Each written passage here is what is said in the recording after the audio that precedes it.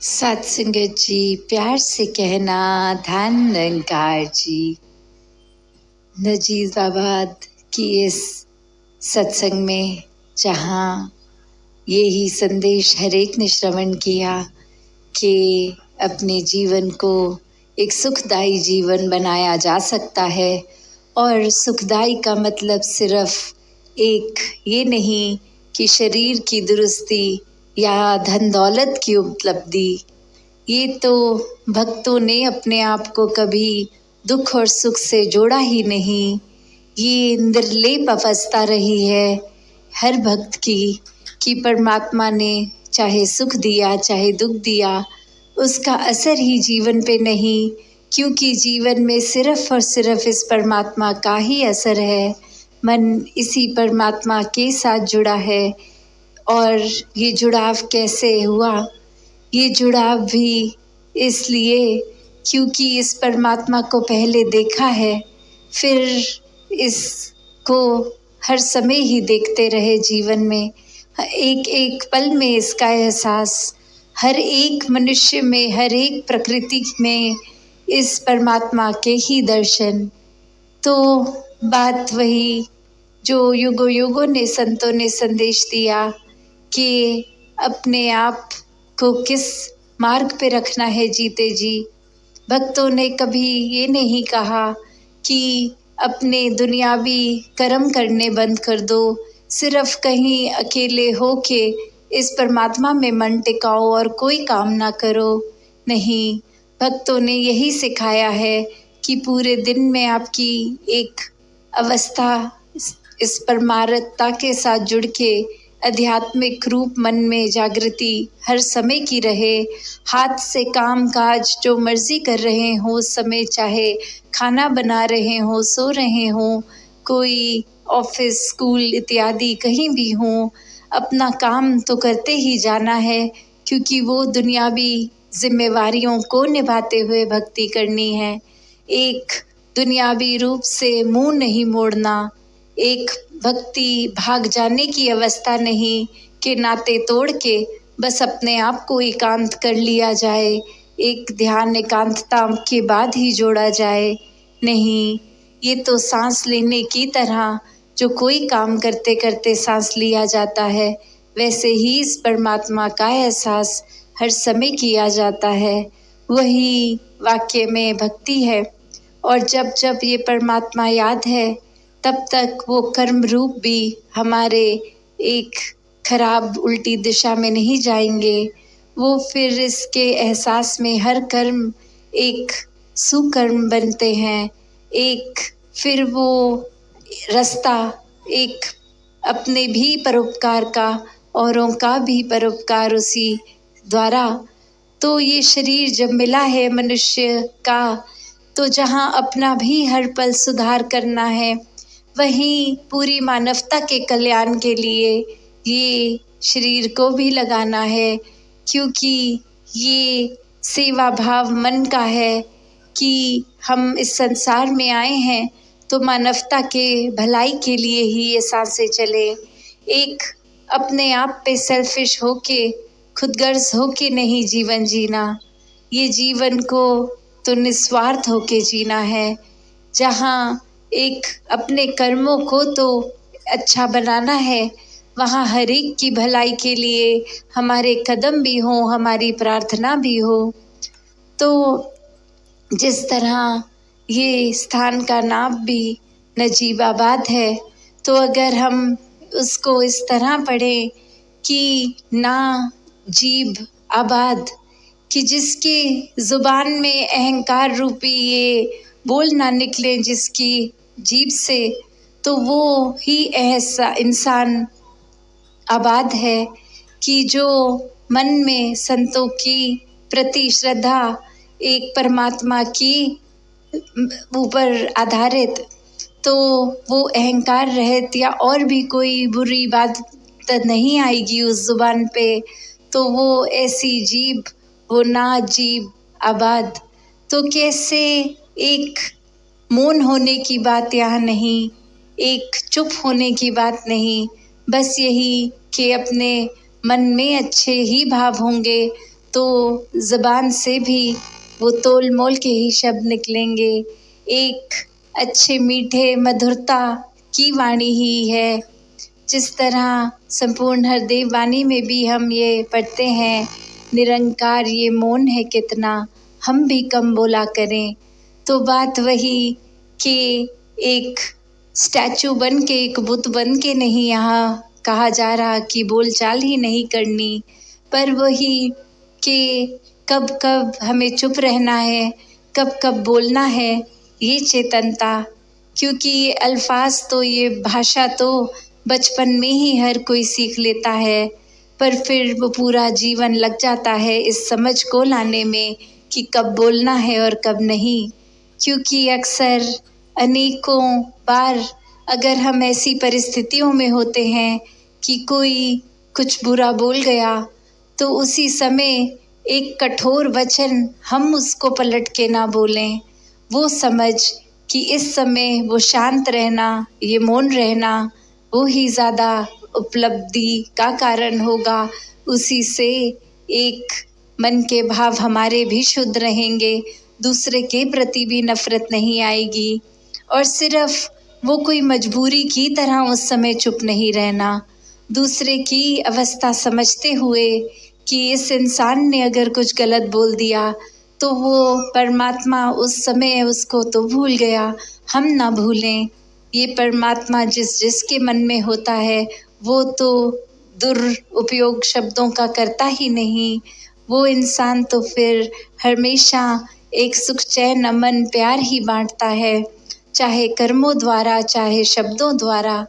तो वो शब्दों को संभाल कर बात करनी कि ये परमात्मा ने फिर किस तरह वो सोझी बख्शी कि उस इंसान के लिए भी यही अरदास कि ये इंसान भी आगे से मन में इतनी शीतलता रखे, इस परमात्मा को रखे, ताकि ये बोली भाषा में भी मधुरता मिठास ही छलके।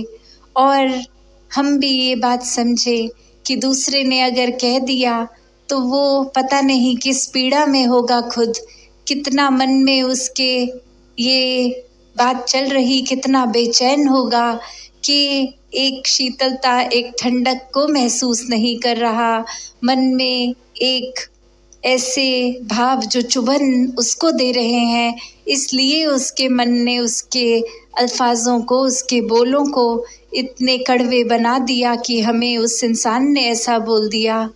क्योंकि बात वही होती है कि अक्सर अगर हम कोई उदाहरण देखें कि कोई भी फल का हमें अगर कोई जूस निकालना है तो संतरा है तो संतरे का ही जूस निकलेगा उसमें से, क्योंकि उसके अंदर संतरे का ही रस है।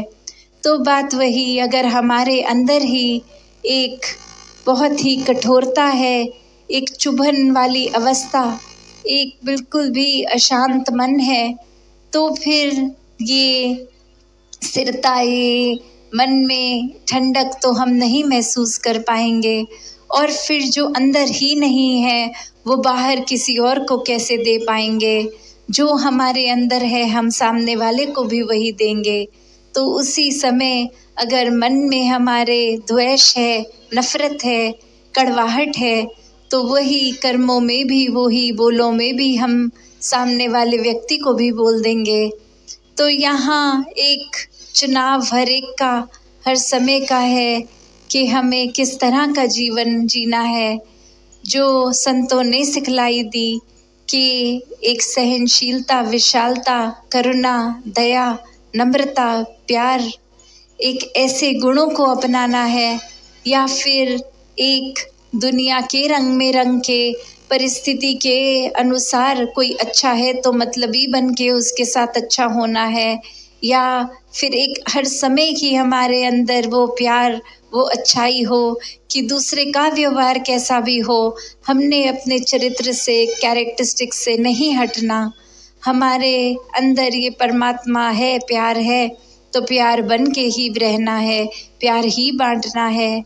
जैसे एक कहानी भी दासी अक्सर साझा करती है कि एक इंसान कश्ती में एक बहुत ही सुंदर प्राकृतिक वातावरण में बोटिंग करते हुए मन में ये सोच रहा है कि कैसे यहाँ कितना आनंदमय वातावरण है, क्यों ना मैं अपनी आंखें बंद कर लूँ और ये इतनी अच्छाई को महसूस करूँ।